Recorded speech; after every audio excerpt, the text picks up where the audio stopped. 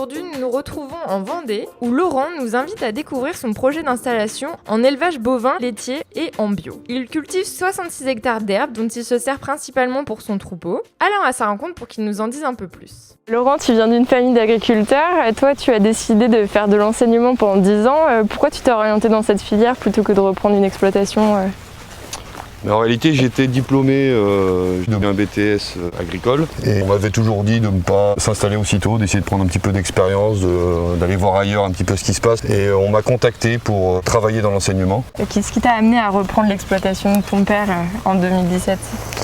Et en fait, je faisais pas que de l'enseignement au lycée où je travaillais, j'étais surtout salarié agricole sur l'exploitation du lycée à plein temps, donc je faisais un petit peu déjà ce métier d'agriculteur. Et donc là, j'avais envie d'avoir mon affaire à moi, de prendre mes propres décisions, de mener l'exploitation comme j'avais envie de l'amener. Et en plus, ça coïncidait avec le départ en retraite de mon père, et ça permettait de ne plus avoir cette contrainte d'une exploitation trop petite pour 2 personnes.